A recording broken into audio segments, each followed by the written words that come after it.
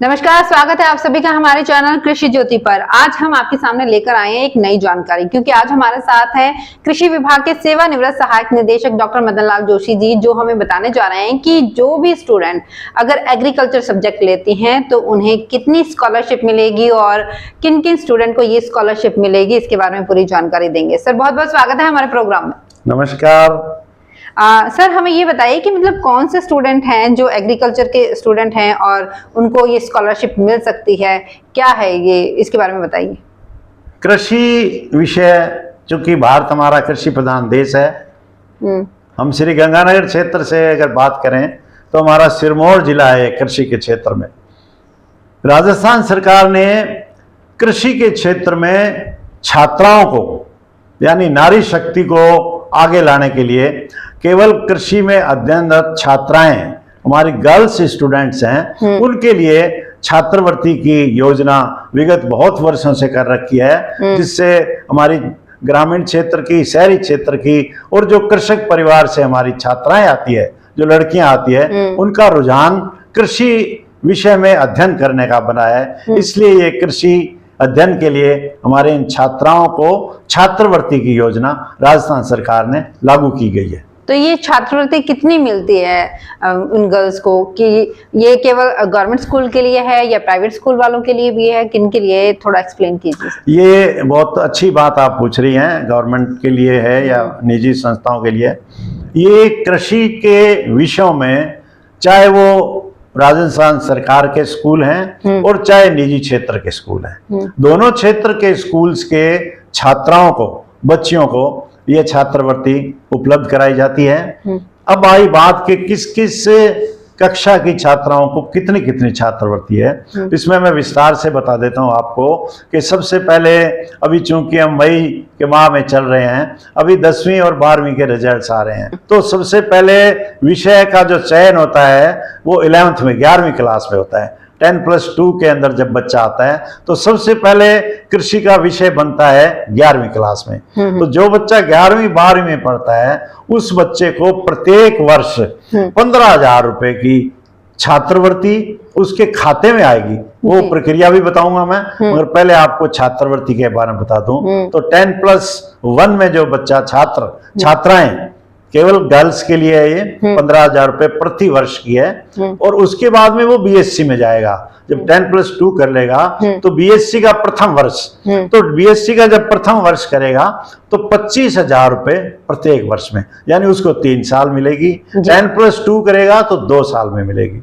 अच्छा, मतलब जो 11th और 12th है, तो मतलब 11th में है तो 15,000 मिलेगा, और 12th में है तो फिर 15,000 मिलेगा। ठीक है। ऐसे ही बीएससी में first year, second year, third year 25,000 तीनों मिला है। अब आपकी बात आई एमएससी और पीएचडी की।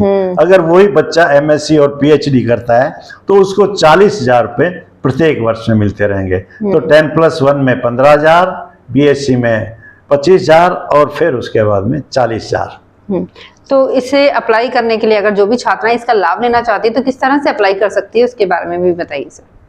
जो विद्यालय है, जो स्कूल के संचालक हैं, क्योंकि वहाँ कृषि संकाय होगा, कृषि के अलग से व्याख्याता होंगे, अध्यापक होंगे, तो कृषि संकाय के जो अध्यापक और जो वहाँ के छात्राएं हैं, उन छात्राओं को वो एक संकलित सूची बनाएंगे। अमुक क्लास में 20 छात्राएं कृषि अध्ययनरत है 10+1 में, वो उन छात्राओं का एक डाटा तैयार करेंगे। और वो अब चूंकि सारा कुछ ऑनलाइन हो गया है, विगत वर्षों में ये ऑफलाइन भी होता था, जब सारे छात्राओं के प्रपत्र भर के एक प्रिंसिपल या कोई प्रतिनिधि हमारे कृषि विभाग के कार्यालय, कृषि विभाग का हमारा संयुक्त निदेशक कृषि कार्यालय जिले के लिए निर्धारित किया गया है। प्रत्येक जिले में संयुक्त निदेशक कृषि कार्यालय है, इसके लिए अनुदान छात्राओं को छात्रवृत्ति उपलब्ध का। तो उस स्कूल में सभी छात्राओं का डाटा लेकर वो ऑनलाइन करेंगे। उन छात्राओं की ऑनलाइन पहले एंट्री करा देंगे, और फिर जब बजट आएगा तो ऑनलाइन ही उनके खातों में राशि स्थानांतरण हो जाएगी। तो ये क्या स्कूल लेवल पर ही अप्लाई किया जाता है? स्कूल से, स्कूल का, संस्था का संचालक के अध्यापक कॉलेज का और जो MSc PhD कर रहे हैं उन संस्थाओं के, उन्हीं स्कूल से, उन्हीं कॉलेज से ऑनलाइन अप्लाई करना पड़ेगा और कृषि विभाग से संपर्क में आना पड़ेगा। संयुक्त निदेशक कृषि इसके लिए प्रत्येक जिले में एक नोडल अफसर बनाया है जो जिले के प्रभारी हैं, उनसे संपर्क करके ये छात्रवृत्ति आपको ऑनलाइन ही बैंक में आपके खाते में आके ट्रांसफर हो जाएगी।